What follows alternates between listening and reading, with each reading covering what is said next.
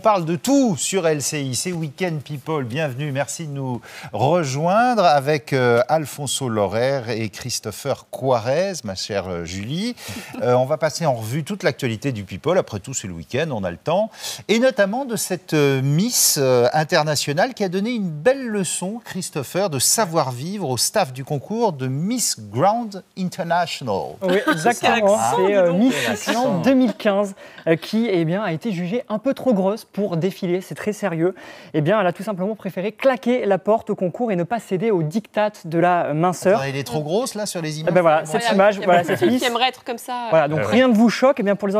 Pour les organisateurs, oui. Et ils n'ont pas hésité à lui employer quelques aimables paroles. Ne mange plus de petit déjeuner, ne mange qu'une salade au déjeuner et ne boit plus que de l'eau jusqu'au soir de la finale. Et elle les a envoyés. Elle les a envoyés gentiment bouler. La jeune fille qui a d'ailleurs préféré employer ces mots. Écoutez-la. And so many fans are saying like, Arna, you're not fat, don't be sad. The thing is, I'm not sad. I just wanted to grab this opportunity to stand up for myself. I like how I look, and then no one can tell me how I should look. That's the thing.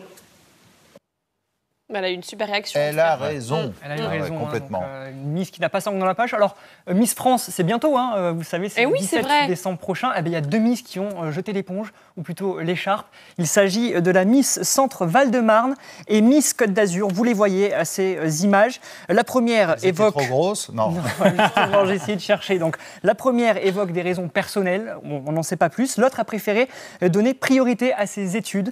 Elles seront, rassurez-vous, toutes deux remplacées par 2 Miss, elles aussi, plutôt mignonnes, Cassandre Joris et, vous la voyez, Jade Scott. C'est ma petite préférée. Pas mal aussi. Cela dit, on peut faire des études et être Miss. Bien sûr. Oui, on a vu avec Marie L'Orphelin, exactement. Voilà. Et il y a une star qu'on voit partout en ce moment qui a parlé aussi de son poids. C'est la fille de Vanessa Paradis et Johnny Depp, Lily Rose. Exactement. Elle a donné une interview dans le magazine Elle qui a fait beaucoup parler. Elle revient sur sa silhouette filiforme, une souffrance. Elle a fait la une de Elle cette semaine et dans l'interview, elle parle ouvertement de son problème d'anorexie. Et l'actrice affirme qu'elle a été souvent critiquée sur les réseaux sociaux à cause de son poids. Et elle explique en fait qu'elle a été anorexique quand elle était plus jeune. Lily Rose raconte que ça fait longtemps qu'elle essaie de grossir, qu'elle a été suivie. Et elle est très fière de ses progrès. Elle ne voudrait surtout pas qu'on pense qu'elle essaie d'envoyer un mauvais message aux jeunes filles, parce qu'il y a pas mal de personnes qui pensent ça. Et encore une fois, c'est une maladie. C'est une maladie, exactement. Qui touche des milliers de jeunes filles, malheureusement. Donc elle se soigne et elle se sent bien dans son corps. Oui, elle est égérie, parce qu'elle est aussi égérie de la marque Chanel aujourd'hui. Elle dit qu'elle est très bien aujourd'hui avec son corps. Et la star, elle a aussi son petit caractère. Elle l'a montré clairement lors de la séance photo avec Karl Lagerfeld, qui est aussi le directeur artistique de Chanel. Et grand photographe. Évidemment. Et quand les équipes du magazine Elle lui ont demandé de sourire pour les photos, Lily Rose les a remis à leur place en disant si c'était cette image que j'avais voulu donner de moi au monde, je ne vous serais pas attendu. C'est-à-dire qu'elle ne voulait pas sourire. Elles n'ont pas gagné pour les sourires. Elle sourit assez peu quand même. Elle sourit assez peu, mais voilà, c'est l'image que vous donnez. Mais en tout cas, vous pouvez la retrouver prochainement dans Planétarium, le film dans lequel elle joue avec Nathalie Portman, qui sera à l'affiche à partir le 16 novembre prochain. D'accord. Nathalie Portman qui aime la France, on rappelle. Oui, où on dit trop bonjour. Exactement. C'est ça. Et puis les mannequins doivent faire la gueule. Ça, c'est normal. Les mannequins doivent faire la gueule. Dernière ligne droite, Christopher, avant l'élection présidentielle. Encore une fois, mardi 8 novembre. C'est pas ce mardi-là, c'est celui d'après. Et au-dessus de cet emballement médiatique, il y a un certain Barack Obama qui multiplie les opérations et les apparitions en public. Il faut dire que lui, il n'a plus rien à perdre. Et il se lâche, n'ayons pas peur des mots. On a perdu le président des États-Unis. Non, plus sérieusement, regardez, ces dernières apparitions révèlent le style de toute une présidence. Barack Obama, c'est d'abord un talent, celui de clasheur. Cette semaine, il a encore prouvé. C'est quoi un clasheur ? Un clasheur, il répond du tac au tac aux gens qui les attaquent. Ça a été le cas cette semaine sur un plateau télévisé. Il répondait à Donald Trump à un tweet qui était passé quasiment inaperçu. Regardez plutôt. President Obama will go down as perhaps the worst president in the history of the United States! Exclamation point at real Donald Trump. Well, at real Donald Trump, at least I will go down as a president. Ouais. c'est quand même un super pro. Hein. Ouais. Ah ouais. Attaque cinglante, réponse cinglante. Et vous aurez remarqué le iPhone drop, si on peut dire, référence au mic the drop, donc, qui veut dire en fait quand on lâche le micro, clairement, on a donné le dernier mot, plus personne. Ah, quand on fait tomber l'iPhone, c'est qu'on casse. Exactement, c'est le mic the drop, on appelle ça. Je traduis pour les plus de 40 ans, hein, c'est un peu ça. Alors Barack Obama, c'est aussi un danseur hors pair. Il l'a prouvé cette semaine à la Maison-Blanche. Il a enflammé le dance floor. Regardez ces images. Obama qui twerk, et qui a été d'ailleurs immortalisé par Usher en personne. Alors si on résume, pour être un président cool, il faut quoi? Une répartie en béton, un déhanché assumé. Alors à votre avis, est-ce que la relève va être aussi funky? Pas sûr, pas sûr. Pas évident, hein. Si vous l'adaptez à la France, pas évident non plus. C'est un couple qui aime carrément danser, hein, parce que Michelle Obama... Ah oui, Michelle aussi. Hein, elle est assez funky aussi. Ah oui, ils sont tous les deux, ils se sont bien trouvés. Alors Barack Obama est encensé, puis c'est pas trop le cas de Trump, par contre, de Donald Trump. Ah oui, c'est l'image de cette semaine. Regardez l'étoile du candidat sur Hollywood Boulevard qui a été totalement détruite à coups de pioche. Oui, le candidat qui a son étoile depuis 2007. L'auteur n'y est pas les allées de main morte. Il voulait tout simplement extraire. Filme lui-même, là, oui, il s'est filmé. Ouais. Il a voulu extraire l'étoile pour la vendre aux enchères et verser la somme obtenue aux femmes qui affirment avoir été agressées sexuellement. Il a été arrêté, le gars, là? Il a été arrêté, évidemment. On peut l'appeler le Robin des Bois. Il est surnommé ainsi. Alors, ce n'est pas la première fois que l'étoile du candidat est attaquée. Regardez, il y a eu d'abord cette croix gammée. C'était au début d'année. Et plus récemment, ce mini-mur qui se moque de sa volonté de vouloir fermer la frontière avec le Mexique. Vous le voyez, regardez l'étoile. C'est pas votre voisin Alfonso qui dira le contraire. C'est moquer un peu de ça. Évidemment. Ah là là, Trump. Allez, Alfonso, vous qui êtes mexicain, il paraît que les vagues de divorce et de séparation, ça continue à Hollywood, ça n'arrête pas. Hein. Exactement, et cette fois-ci, c'est la chanteuse américaine Mariah Carey qui s'est séparée de son fiancé, le milliardaire australien James Packer. Et cette séparation s'annonce musclée. Hein.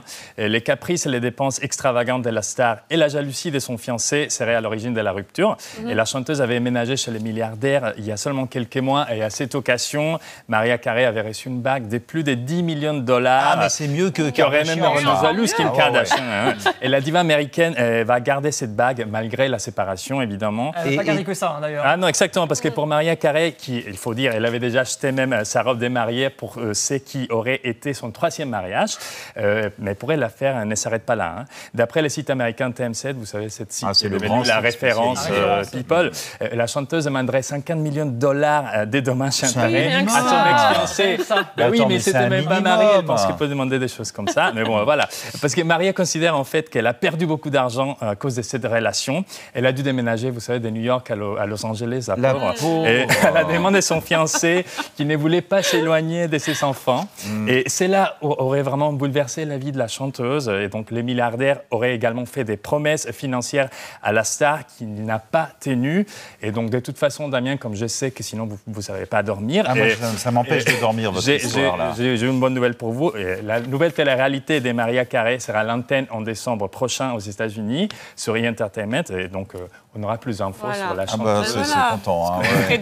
Qu'elle ne vienne pas à Paris avec son diamant le montrant à tout le monde. Non, je pense qu'elle ne peut pas venir maintenant. Allez, c'est le moment de passer au meilleur du pire sur les réseaux sociaux, Christopher. Meilleur du pire, c'est spécial. Vous savez, Halloween, ça arrive, c'est lundi.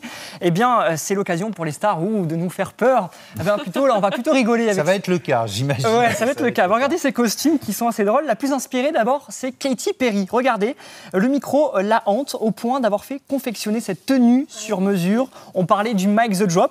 Ils sont très investis quand même dans Halloween. Ils mettent les moyens. Ils les ont en même temps.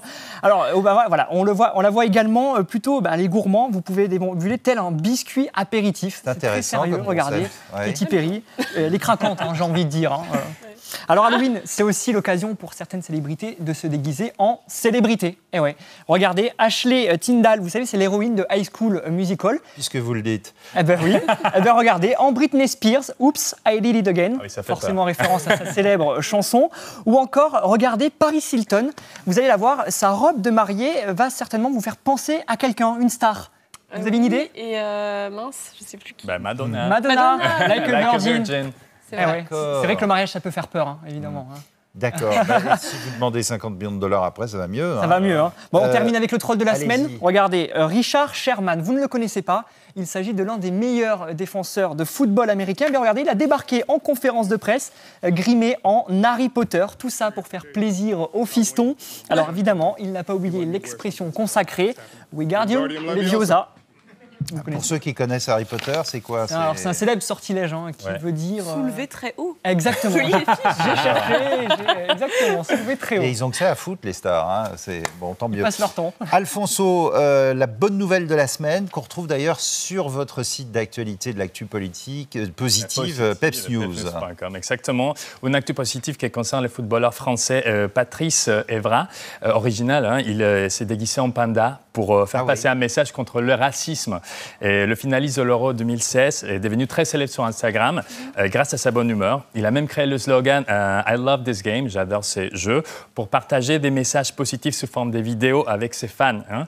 Et jeudi dernier, il a partagé une vidéo très sympa où il nous invite à devenir un panda. Oui, c'est pas évident, mais vous allez comprendre. Ben oui, cette vidéo a été visionnée plus de 350 000 fois. Hein. Donc, regardez ce que ça donne. Regardez.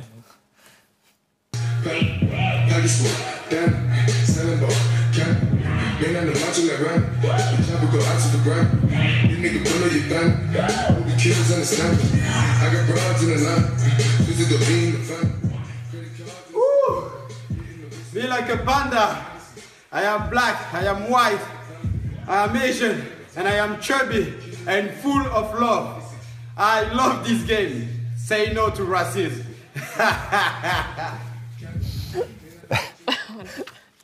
Je vous imagine bien en panda comme ça. Pas facile pour jouer au foot, hein, mais non, mais c'est pas mal l'idée. I'm black, I'm white, très bien. 350 000 vues. Exactement. Et on la revoit sur Peps News, le site de l'actualité positive. N'oubliez pas de consulter le site tous les jours. Absolument. Merci beaucoup. Positive. Alfonso Lorer et Christopher Quarez. On se retrouve juste après le rappel des titres. Et là, on va vous parler de toute l'actualité des ventes aux enchères avec beaucoup de choses, notamment de l'automobile ancienne ce week-end. À tout de suite.